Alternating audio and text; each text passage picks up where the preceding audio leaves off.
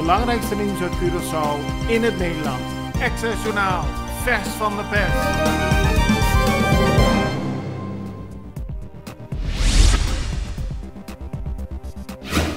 Ambtenaren krijgen voor dit jaar hun vakantiegeld uitbetaald. Het gaat om 3% vakantiegeld van het salaris van de ambtenaren.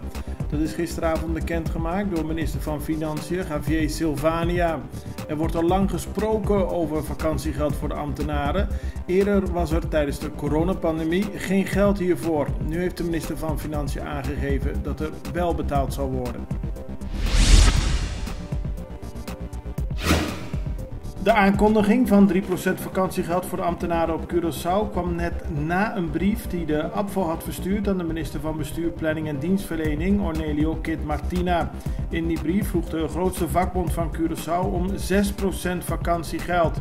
De APVO heeft nog niet gereageerd op het bericht van minister van Financiën dat er 3% betaald gaat worden. Na Colectra, nós toma tempo para servir ora com mais de comigo.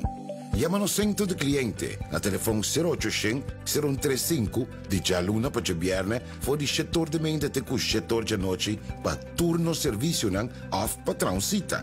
Se você tracita para sabra, também por hora. Por escolher para trabalhar, riba aqualectra.com e aproveitar a mesura, põe o documento na cerca para visita cerca nós vai mais fácil. Sim, a Colectra su centro de cliente wordt klaar para servir na momento que você comini abo.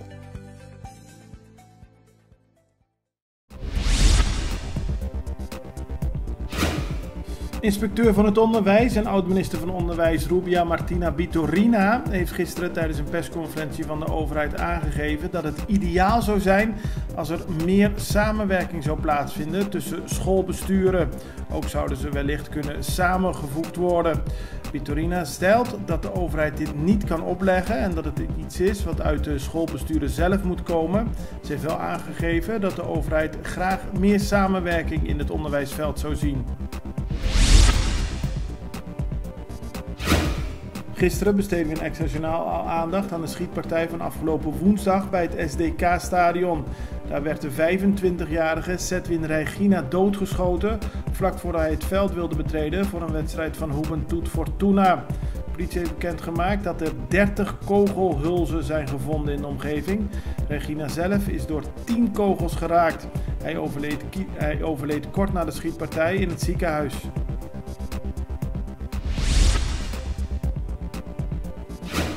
Minister van Onderwijs, Wetenschap, Cultuur en Sport, Citré van Heijdorn, besteedde gisteren tijdens een persconferentie van de overheid ook aandacht aan de schietpartij van afgelopen woensdagavond. Hij zei het diep te betreuren dat er bij een sportwedstrijd geschoten is. Tegelijkertijd benadrukt hij dat we op Curaçao moeten nadenken over de hoeveelheid geweld in de samenleving en het aantal wapens dat in omloop is. Van Heijdorn liet weten dat hij de familie van het slachtoffer inmiddels heeft bezocht om ze morele steun te geven.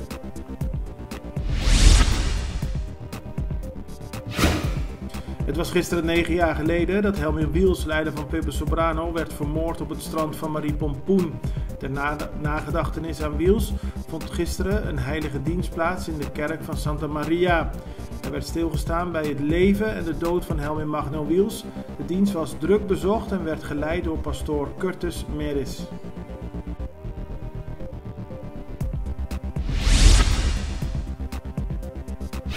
Het kan bijna niemand zijn ontgaan. Gisteren kreeg Curaçao bezoek van Allure of the Seas.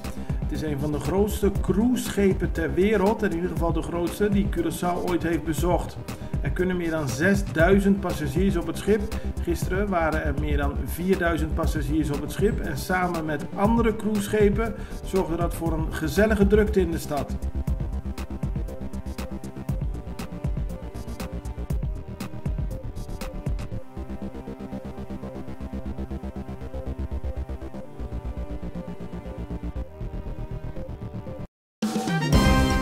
Het belangrijkste nieuws uit Curaçao in het Nederland.